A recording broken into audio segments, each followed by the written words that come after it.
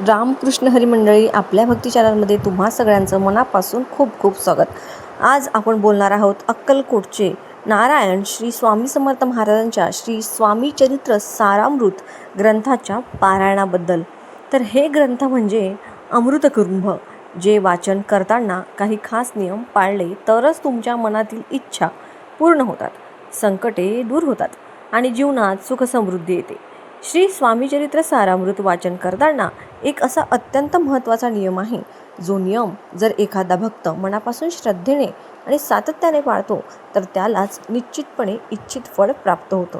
कारण मित्रांनो, स्वामींची सेवा ही केवळ वाचन नसते, ती एक साधना असते, ती एक तपस्या असते. श्री स्वामी समर्थ, जर तुम्हाला आयुष्यामध्ये खूप सारा संघर्ष करावा लागत असेल तर स्वतःला अजिबात दुर्लभ समजू नका, उलट स्वतःला नशीबवान समजा. कारण देव संघर्ष करण्याची शक्ती त्यांनाच देतो ज्यांच्यामध्ये सहनशक्ती असते, श्रद्धा असते आणि आयुष्य बदलण्याची क्षमता असते. लक्षात ठेवा, ज्यांच्यावर स्वामींची कृपा असते त्यांच्याच वाट्याला परीक्षा येतात आणि या परीक्षांमधूनच माणूस घडत जातो.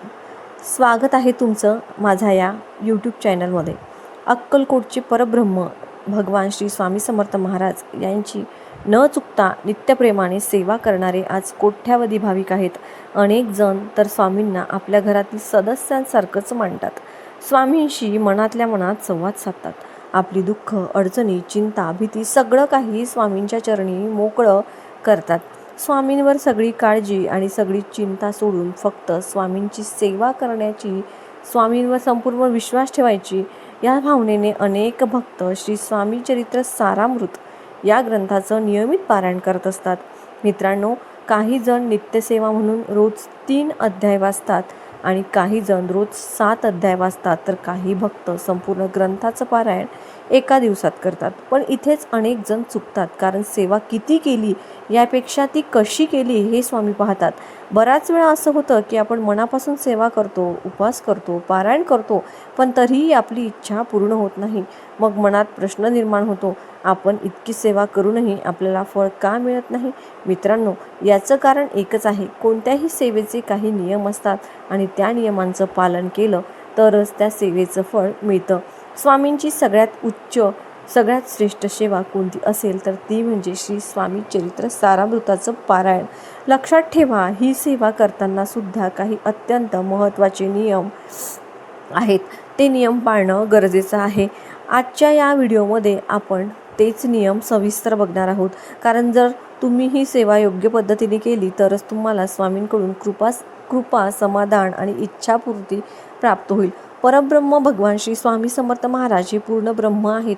ते अनंत कोटी ब्रह्मांडाचे नायक आहेत. प्रत्येक गोष्ट, प्रत्येक कण, प्रत्येक जीव, प्रत्येक स्थळ हे स्वामींनीच निर्माण केलेले आहे. आपल्या धर्मात असं सांगितलं जातं की प्रत्येक वस्तूत, प्रत्येक ठिकाणी परमेश्वर वास करतो. जेव्हा आपण स्वामी सेवा करतो तेव्हा आपण स्वामींना सर्वसाक्षी, सर्वज्ञ, सर्वस्वर मानून सेवा करत असतो. त्यामुळे नित्यसेवेमध्ये स्थळ, काळ, वेळ याचं बंधन नसतं. कुठेही कधीही मनापासून केलेली सेवा स्वामी स्वीकारतात. पण जर तुम्ही संकल्पयुक्त सेवा करत असाल, म्हणजे एखादी ठराविक इच्छा मनात धरून पारायण करत असाल, तर काही नियम कटाक्षाने पाळावेच लागतात. सगळ्यात पहिला आणि अत्यंत महत्त्वाचा नियम म्हणजे श्री स्वामी चरित्र सारामृत वाचन हे सुद्धा नियमबद्ध आहे. तुम्ही संकल्पासाठी वाचत असाल किंवा नसतानाही फक्त स्वामींची सेवा म्हणून वाचत असाल तरीही हा नियम तुम्हाला पाळायचाच आहे.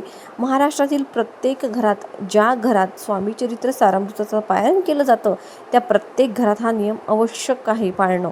बघा, जर हा नियम पाळणं शक्य नसेल तर फक्त वाचून करून काहीच फायदा नाही, हे स्पष्ट असतं. स्वामी चरित्र सारामृत हा ग्रंथ अमृतासमान आहे. संकटात पडलेला माणूस, दुःखात बुडालेला जीव, आजारी शरीर, कर्जात अडकलेलं आयुष्य, या सगळ्यांसाठी हा ग्रंथ एकमेव आधार आहे. मित्रांनो, हा ग्रंथ वेगवेगळ्या पद्धतीने वाचता येतो. पुस्तक एकच असतं, अध्याय एकच असतात, पण संकल्प वेगवेगळे असू शकतात. जर आजारातून मुक्त व्हायचं असेल तर 7 पारायण करा. मुलांना अभ्यासात यश मिळवायचं असेल, चांगले मार्क्स मिळवावे असं वाटत असेल तर 7 पारायण करा. विवाह जुळावा, तो निर्विघ्नपणे पार पडावा तर संकल्पयुक्त 1 पारायण करा. नोकरी मिळावी, व्यवसाय वाढावा, स्थावर मालमत्तेचा प्रश्न सुटावेत तर 7 पारायण करा. संतती प्राप्तीसाठी, आर्थिक अडचणींसाठी, मानसिक शांतीसाठी 7 पारायण अत्यंत फलदायी ठरतात. ही सेवा करताना श्रद्धा आणि संकल्प फार महत्त्वाचा आहे. संकल्पामुळे आपण सेवेशी बांधले जातो आणि स्वामी स्वतः ते सेवेला पूर्णत्वात नेतात. मित्रांनो, या ग्रंथांमध्ये एकूण 21 अध्याय आहेत. रोज 3 अध्याय वाचले तर 7 दिवसात एक पारायण पूर्ण होतं. रोज 7 अध्याय वाचले तर 3 दिवसात एक पारायण पूर्ण होतं. रोज 1 अध्याय वाचला तर 21 दिवसात पारायण पूर्ण होतं. आणि एका दिवसात म्हणजे संपूर्ण 21 अध्याय वाचले तर 1 दिवसीय पारायण पूर्ण होतं. इच्छापूर्तीसाठी तुम्हाला अशा पद्धतीने 7 पारायण पूर्ण करायचे आहेत. संकल्पयुक्त सेवा करताना पारायणाच्या दिवशी किमान 1 माळ तरी श्री स्वामी समर्थ या षडाक्षरी मंत्राचा जप करणे अत्यंत आवश्यक आहे.